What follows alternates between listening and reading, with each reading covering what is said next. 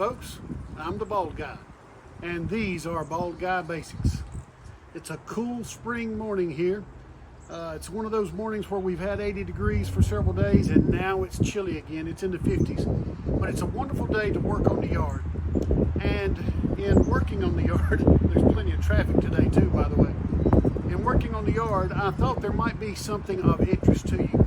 I'm going to be reviewing for you and demonstrating for you a neat little item that most people have never dealt with, not even heard about. It's called a hover mower. For all intents and purposes, it looks like a push mower, except there are no wheels.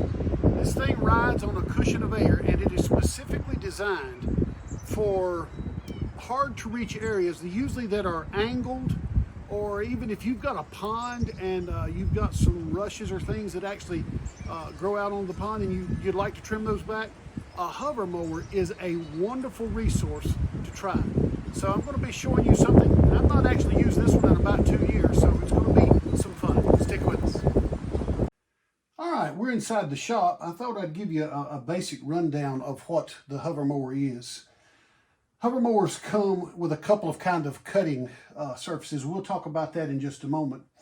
But it's a typical 4-cycle engine. This one particularly has the Honda 5.5 horsepower. It's the GCV 160 engine.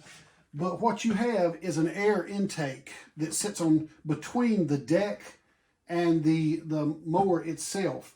So this thing is sucking air in, and there's, I think they call it an impeller in here that basically it's a fan, and it pulls air in and pushes it out. So this thing, which is hardened, it's more than plastic. It's some kind of a synthetic material, but it's really hard. And some of them use simple weed eater twine or the plastic weed eater thread to cut this one. And I got to be quick because I'm full of gas, and when I picked it up to bring it in here, I'm leaking.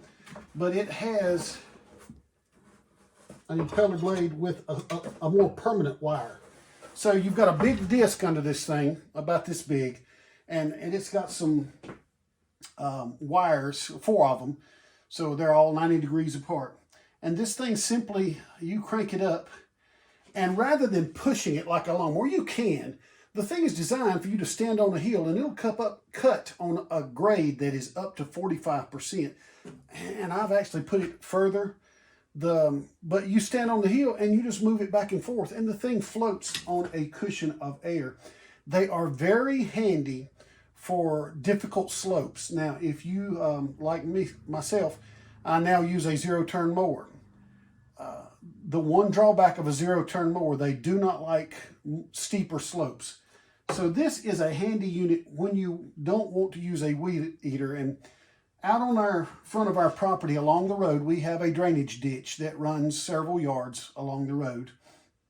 And as its slope increases down into that drainage ditch, there's only so far I can go with the mower. So this thing is really handy about half the time. Last year I used the weed eater the whole time. For years I used a weed eater just with my arms and never put a carry strap on it. Well, I put a carry strap on it, so I've got the weight suspended and I can just walk along and cut, and that works really well. But because this is kind of a rare item anymore, golf courses use these a lot because, as I told you earlier, you can actually mow right out onto the surface of a pond with these. The other thing you're going to notice is there is no discharge vent anywhere on this. You can't have a discharge vent and keep that air cushion. So the one area you want to be aware of, I'll say, I have a lot of pine trees here, which drops a lot of pine needles. And pine needles can get exceedingly dry and exceedingly dusty. And on top of that, pines drop a lot of pollen. And if you put this thing over pines, it's not that it won't cut them, it will. But you get a cloud of smoke that will choke you in a moment. So we're going to take this thing out front, and I'm going to set up a tripod. And I'll show you just how easy this thing is. Now, another thing, I'm trying to remember the brand of this one, and I don't. Back in the 70s and up into the 80s, there was a brand that was pretty popular in America called the Flymo, F-L-Y-M-O. This one, the Flymo's $200, $300, $400, depending on whether you got them new or not. You can still find them around on the used market. And if I were to say plus or minus 225, we're in the ballpark. One thing I've learned that something will sell well in one part of the country and you couldn't give it away in another. So keep that in mind.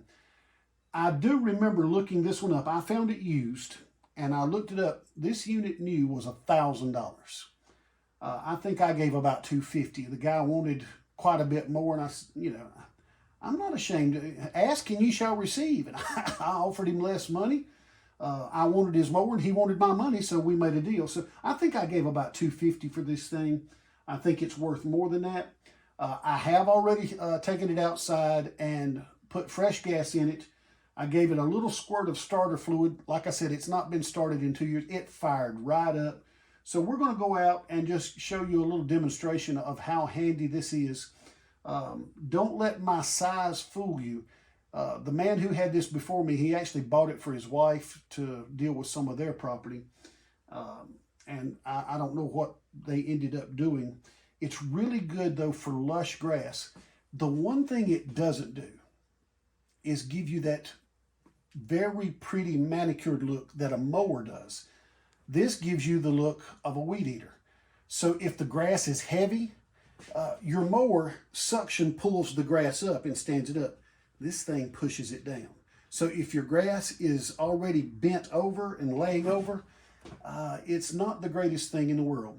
But if navigating an incline is more important to you than the exact precision of a manicured cut, this is a really handy tool to have.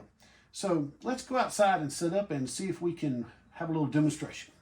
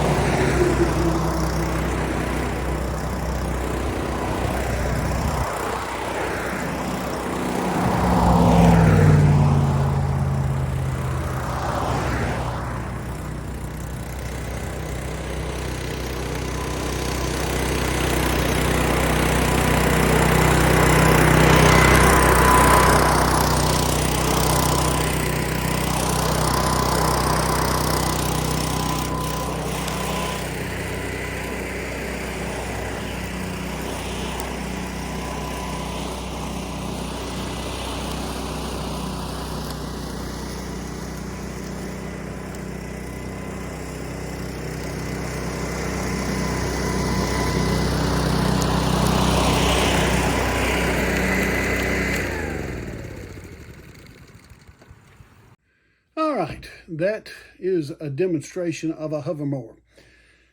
One of the reasons I don't use it more than I do, if you noticed on the video, the demonstration, my bank doesn't just curve down, it comes up and kind of cuts off at an angle.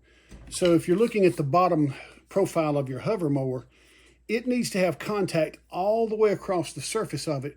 Well, when you have an angled bank, right on the apex of that bank, on where it turns the corner, I lose cushion on the front and the back. So why I went across it the way I did, I went across the top and just let it glide across the top. And then I went all the way over the bank and did that. If you have a rounded bank, it works much better. But for what they are, if you have terrain where you need this kind of tool, it is a wonderful resource to have. It's light. Now, I throw it on the back of the tractor and I tow it all the way up to the front of the yard. But it's, you can crank it up and push it up the hill just fine, or pull it. It's not heavy. It's much lighter than a standard mower, significantly lighter. I don't know what the numbers would be. But that just keeps me, because my driveway is dirt, it keeps me from pushing a lot of dust up. I just tow it up the hill on the back of the tractor. It's one of the reasons I got a tractor. So a hover mower is a really nice item. Some things to keep in mind. There are models that are both 2-cycle and 4-cycle. There are a lot of European models that are actually electric in areas there where their yards are so small. Where, it's kind of a joke here. If you have a small yard, we say you can mow your yard with a weed eater. Well, a hover mower is exactly that. The electric ones, in many cases, they can reach everywhere they need to go with a 25-foot cord. It's not the case when you're in a more rural setting or suburban setting, and I think we've got 1.5 acres here on our lot. So it's a little unrealistic to think that an electric one would work for us, a corded electric one. I've not seen battery powered. I don't think there's but 1 or 2 companies in America that are producing gasoline models. They're out of California. And if I were to say starting out at about $600, that would not be far off. I haven't researched it this week. I just thought, well, what video could I do this week? And I was down there under the shed, and I said, I need to get my hover mower out. Personally, it's a novelty to me that I was so interested in. I just had to have one. So when I found one, a used one, I cut a deal and I made one. And I find that it is extremely handy to have, but it has a very limited application. I did take it up into our front yard a year or so ago, maybe 2 years ago. I guess it was 2 years ago, to see how it would mow a flat yard. Now, it cruises over that grass just like a hovercraft of any kind would. I mean, perfectly. Very little strain on my part to move it. As you saw on the bank, I'm moving it with one hand. The pollen is now killing me.